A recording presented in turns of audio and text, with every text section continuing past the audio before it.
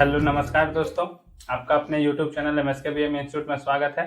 जैसा कि आप साइंस और SST का सिलेबस देख चुके हैं कितना पढ़ना है, अब हम लोग उसी तरह डिस्कस करने जा रहे हैं मैथमेटिक्स का सिलेबस, मैथ का सिलेबस कि जैक बोर्ड क्लास 10th में कितना पढ़ना है हम लोग को। तो यहाँ पे ध्यान दीजिएगा, मैथमेटिक्स में आते हैं हम लोग क्लास 10th में।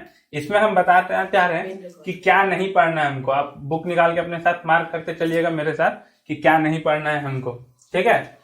क्योंकि यहाँ पे हम ये सिर्फ बता रहे हैं यहाँ पे कि क्या हम लोग को नहीं पढ़ना है, इसके अलावा जो भी बचेगा वो हम लोग को पढ़ना है। तो स्टार्ट करते हैं हम लोग चैप्टर 1 से। अब बुक अपने साथ निकाल के रखिए।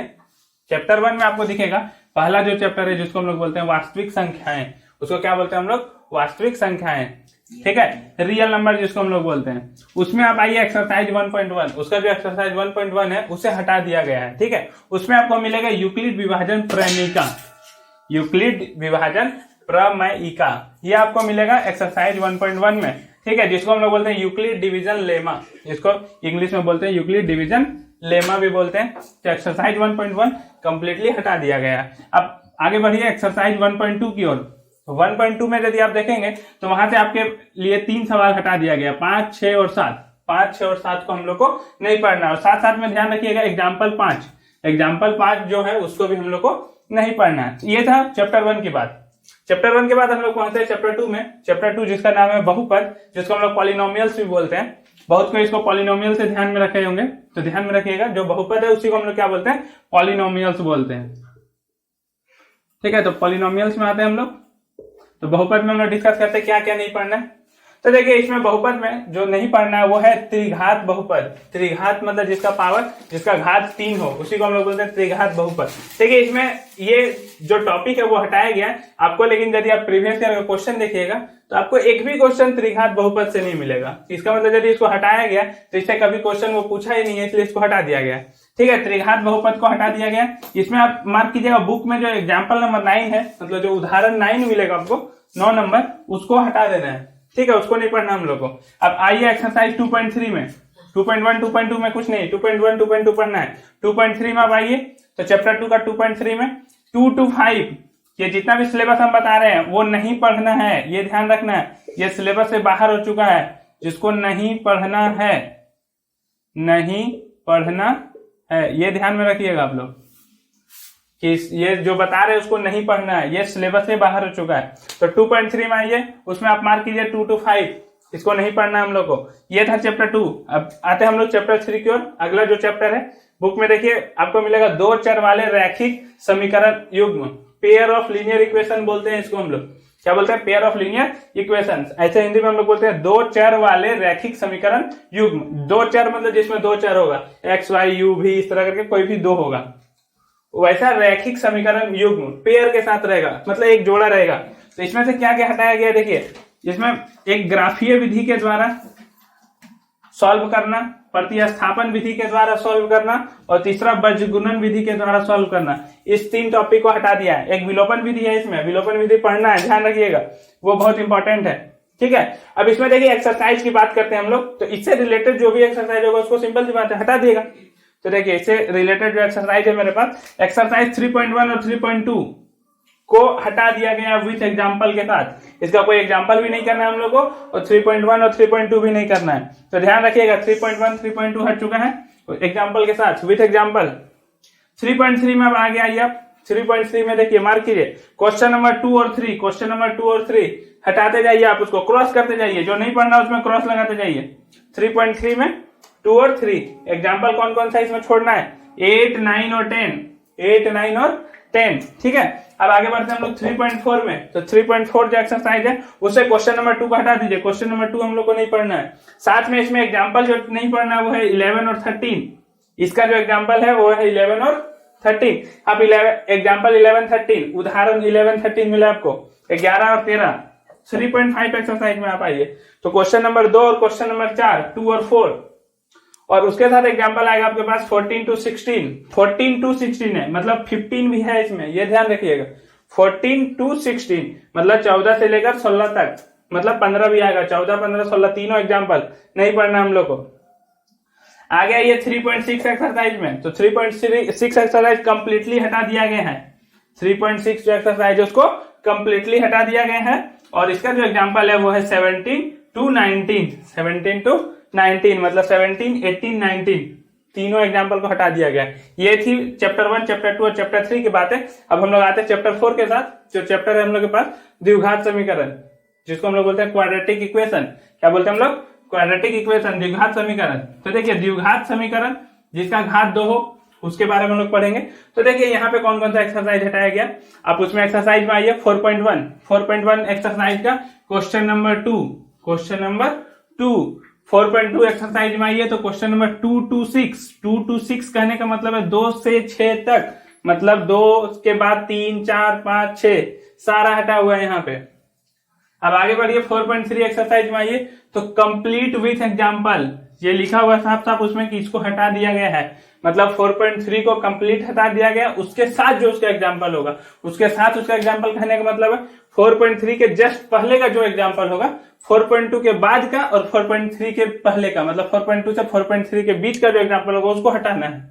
ठीक है, क्योंकि इसके बाद का जो एग्जाम्पल होगा वो 4.4 का एग्जाम्पल होगा, ये आप समझ रहे होंगे। तो 4.4 में कौन कौन सा एक्सरसाइज में से कौन कौन सा क्वेश्चन हटा है? 2 to 5, 2 से 5 तक सारा क्वेश्चन को हटा दिया गया। ये था हम लोग का द्विघात समीकरण की चैप्टर 4 का। अब आते हैं हम लोग चैप्टर 5 में, जिसको हम लोग बोलते हैं समानांतर श्रेणी, जिसको हम लोग बोलते हैं एपी, अरिथमेटिक प्रोग्रेशन। इसमें यदि आप आइएगा तो 5.1 में मार्क कीजिए क्वेश्चन नंबर 1, 5.1 में क्वेश्चन नंबर 1। 5.2 में आते हैं हम लोग तो 5.2 में 11 to 20, 11 से 20 तक सारा क्वेश्चन को हटा देना है, 11 से 20 तक। अब हम लोग आगे आते हैं 5.3 में, 5.3 में 10 to 20 सारा क्वेश्चन मार्क करते चलिए, 10 to 20 ये नहीं पढ़ना हम लोग को। और इसमें ध्यान रखिए एग्जाम्पल कौन कौन सा नहीं पढ़ना है, 9, 10 और 16 मार्क कर लीजिए। इसमें उदाहरण नंबर 9, 10 और 16 ये हम लोग को नहीं पढ़ना है। किसमें? समानांतर श्रेणी में, अरिथमेटिक प्रोग्रेशन। अब हम लोग पढ़ते हैं अगला चैप्टर जो है चैप्टर 6 हम लोग का, त्रिभुज, जिसको बोलते हैं हम लोग, क्या बोलते हैं? त्रिभुज। तो इसमें हम लोग को क्या क्या नहीं पढ़ना है? देखिए सबसे पहले प्रमेय 6.2 का प्रूफ नहीं पढ़ना है, ये ध्यान रखिएगा। प्रमेय 6.2 कहता क्या है ये पता होना चाहिए हमको, लेकिन इसका प्रूफ नहीं पता रहेगा तो काम चल जाएगा मेरा। प्रूफ आपसे नहीं पूछेगा कि कैसे ये होता है, लेकिन प्रमेय 6.2 हमको पता होना चाहिए कि ये कहता क्या है, कहना क्या चाहता है। प्रूफ सिर्फ नहीं पता होना चाहिए, प्रूफ से कोई मतलब नहीं है हमको। अब आगे बढ़ते हैं, इसी में आपको मिलेगा 6.2 एक्सरसाइज, उसमें question number 5 to 10, question number 5 से 10 तक, उसको मार्क कर लीजिए। अब देखिए किस किस प्रमेय का प्रूफ हम लोग को नहीं पूछा जाएगा, किस किस प्रमेय का प्रूफ हम लोग को नहीं पूछा जाएगा। आपको बुक में दिखेगा प्रमेय 6.3, प्रमेय 6.4, प्रमेय 6.5, इसी तरह 6.6, 6.7 और 6.9। इसका प्रूफ नहीं पूछा जाएगा, आप ध्यान रखिए, प्रूफ नहीं पूछा जाएगा। ये लाइन जो लिखा हुआ है 6.3, 6.4 ये उसका यूज हो सकता है क्वेश्चन में, लेकिन इसका प्रूफ नहीं पूछा जाएगा। अब एग्जाम्पल में ध्यान दीजिए, एग्जाम्पल में 7, 8, 9, 13 और 14, उदाहरण नंबर 7, 8, 9, 13, 14। अब आते हैं 6.3 एक्सरसाइज में। 6.3 एक्सरसाइज में देखिए क्वेश्चन नंबर 11 to 16, 11 से 16 तक सारा, उसमें से कुछ नहीं पढ़ना हमको। 6.4 कंप्लीटली हटा दिया गया है, कंप्लीट 6.4 को कंप्लीट हटा दिया गया है। अब आगे बढ़ते हैं 6.5 में, तो आपको मिलेगा 6 to 17, मतलब 6 से 17 तक सबको हटा दिया गया है। ठीक है, ये था हम लोग का चैप्टर 6 के बाद। अब आगे लोग आते हैं आगे चैप्टर 7 की ओर। तो हम लोग चैप्टर 7 की ओर आगे बढ़ते हैं, जिसमें है निर्देशांक ज्यामिति, जिसको हम लोग बोलते हैं कोऑर्डिनेट ज्योमेट्री। तो देखिए इसमें हम लोग को क्या क्या नहीं पढ़ना है। इसमें सबसे पहले आप आइए एक्सरसाइज 7.1 में, तो 7.1 से मार्क कीजिएगा 4, 5, 6, 9 एंड 10, 4, 5, 6, 9 एंड 10। फिर आगे बढ़िए 7.2 एक्सरसाइज की ओर, तो 7.2 एक्सरसाइज में आपको मिलेगा 3, 8, 9 एंड 10, 3, 8, 9 और 10 ये नहीं पढ़ना है हम लोग को। 7.3 में आते हैं हम लोग, तो इसमें मिलेगा आपको 3, 4, 5, ये एक्सरसाइज का मार्क करवा रहे हैं, ये ध्यान दीजिएगा। इसमें से एक भी एग्जाम्पल बाहर में नहीं है, मतलब सारा एग्जाम्पल आएगा। ये जो मार्क किया जा रहा है वो सिर्फ एक्सरसाइज है 7.1, 7.2 और 7.3 का। 7.1 का 4, 5, 6, 9 एंड 10, 7.2 का 3, 8, 9 एंड 10, 7.3 का 3, 4 और 5। अगला चैप्टर आगे बढ़िए तो आपको मिलेगा चैप्टर 8, जिसको हम लोग बोलते हैं त्रिकोणमिति का परिचय, इंट्रोडक्शन टू ट्रिगोनोमेट्री, त्रिकोणमिति का परिचय में। ठीक है, तो इसमें आप ध्यान रखिए, सबसे पहले एग्जाम्पल में मार्क कर लीजिए उदाहरण नंबर 6, उदाहरण 6, उदाहरण 2, उदाहरण 6, उदाहरण 15, एग्जाम्पल नंबर 2, 6, 15, 2, 6, 15। उसके बाद अब आते हैं एक्सरसाइज में 8.1 में। तो 8.1 में आपको मार्क करना है 6 to 10, 6 to 10, 6 से 10 तक सारा, 6, 7, 8, 9, 10 सब कुछ आ जाएगा। 8.2 में पहुंचिए तो 8.2 में आपको मिलेगा क्वेश्चन नंबर 1 में। देखिए क्वेश्चन नंबर 1 में क्या क्या हटा है, 4 और 5 रोमन अक्षर में दिखेगा आपको लिखा हुआ, 4 और 5 ध्यान में रखना है। 1 का 4 और 5 हटा है, 1 का 4 और 5 हटा है। और ऐसे नंबर में 3 और 4, 1 का 4, 5 और 3 और 4, 8.3 आइए अब 8.3 पहुंच गए। 8.3 में देखिए क्वेश्चन नंबर 5, क्वेश्चन नंबर 5 में देखिए रोमन अक्षर में मिलेगा आपको 5, 6, 7, 6 नहीं, 5, 7, 8, 9, 10, 5, 7, 8, 9, 10, 6 मतलब आ रहा है, 6 को मार्क नहीं कीजिएगा, यहाँ पे आप मार्क कीजिएगा जो हट रहा है 5 का, 5, 7, 8, 9, 10, 5, 7, 8, 9, 10। अब हम लोग पहुंचते हैं, ये था चैप्टर 8।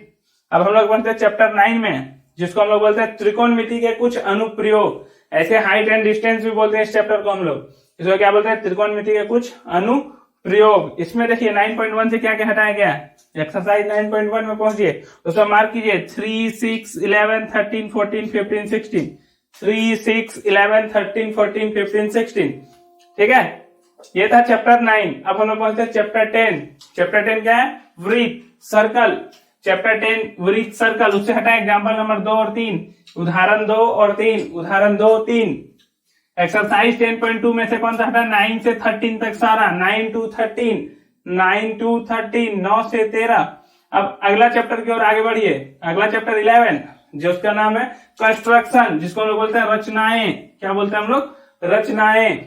ठीक है, इसमें 11.1 में आइए, 11.1 में मार्क कीजिए 6 और 7, 11.1 से 6 और 7, 11.2 कंप्लीट हट चुका है, 11.2 जो है वो कंप्लीट हटा दिया गया पूरी तरह से बाहर, 11.2।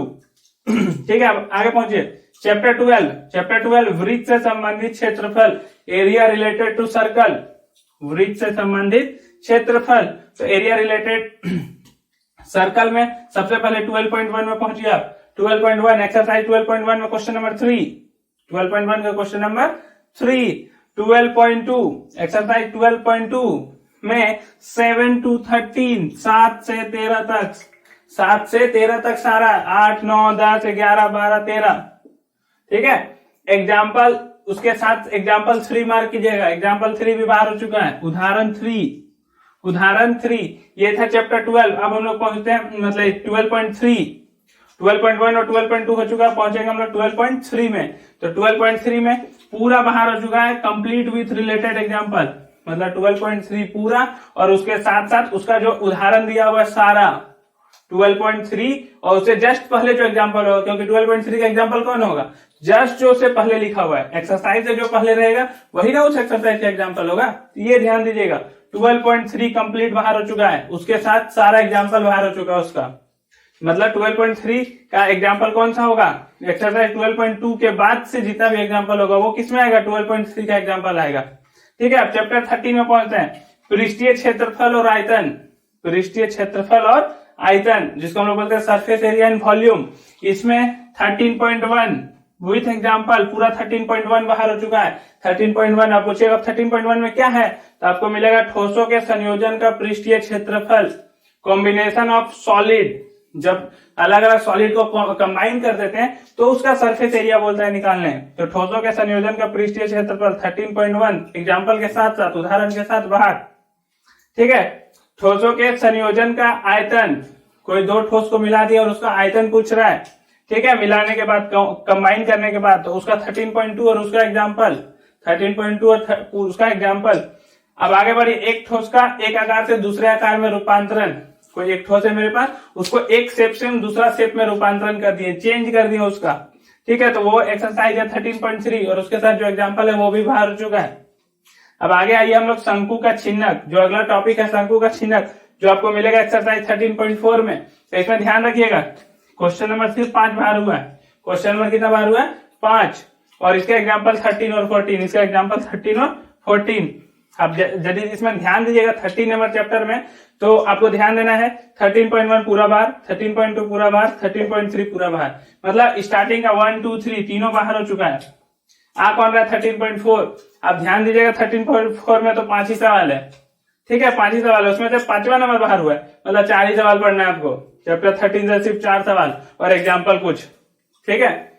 एग्जाम्पल कौन कौन सा हटा है 13.4 से, 13 और 14 और उसका क्वेश्चन नंबर 5 13.4 का, ठीक है। तो इसमें बहुत कम पढ़ना है, चैप्टर 13 का बहुत कम, 5 से 10 मतलब 5 से 6 क्वेश्चन बनाएंगे इसमें से, बस हो जाएगा चैप्टर कंप्लीट हम लोग का, चैप्टर 13। अब हम लोग बढ़ते हैं अगला चैप्टर की ओर 14, जिसको हम लोग बोलते हैं स्टेटिस्टिक्स या फिर सांख्यिकी। सांख्यिकी क्या बोलते हैं हम लोग, स्टेटिस्टिक्स या फिर सांख्यिकी। तो इसमें देखिए सबसे पहला जो टॉपिक हटा है वो ध्यान में रखिए, पहले टॉपिक बोलते हैं इसमें से, जहां पे आप कंफ्यूज हो सकते हैं। माध्य ज्ञात करने के लिए, क्या ज्ञात करने के लिए, माध्य ज्ञात करने के लिए, मतलब मीडियम फाइंड करने के लिए 2 मेथड होता था हमारे पास। एक होता था कल्पित माध्य विधि और दूसरा होता था पग विचलन विधि। एक क्या होता था, कल्पित माध्य विधि और दूसरा पग विचलन विधि।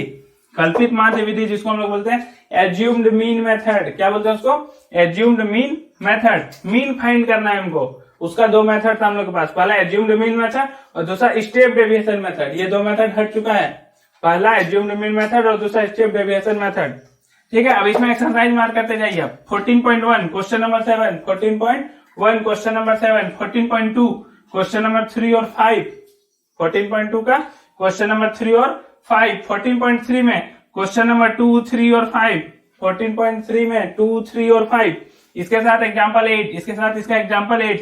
14.4 पूरा बाहर हो चुका है एग्जाम्पल के साथ, 14.4 का सारा एग्जाम्पल और एक्सरसाइज 14.4 वो भी बाहर हो चुका है। अब आगे बढ़िए आप लोग चैप्टर 15 की ओर, जिसका नाम है प्रायिकता, प्रोबेबिलिटी। इसमें क्या क्या बाहर हुआ है देखिए, एग्जाम्पल में पहले मार्क कीजिए। चैप्टर 15 का प्रायिकता चैप्टर से कौन कौन सा एग्जाम्पल बाहर हुआ है, 7 9 12, 7 9 12। एक्सरसाइज 15.1 में आइए और उसमें मार्क कीजिए 2 3 7 10 11 12 18 19 20 21 22 23 24 25। क्वेश्चन नंबर 2 3 7 10 11 12 18 19 20 21 22 23 24 25 सारा बाहर हो चुका है, ठीक है। ये था आपका मैथ का सिलेबस जो आपको नहीं पढ़ना था। आशा करते हैं कि आप इसको समझ गए होंगे पूरी अच्छे तरह से और अपने बुक में मार्क कर लिए होंगे। तो इसी के साथ अब तैयारी कर दीजिए अपने बोर्ड के लिए, ठीक है, और घर में रहिए, सुरक्षित रहिए। धन्यवाद।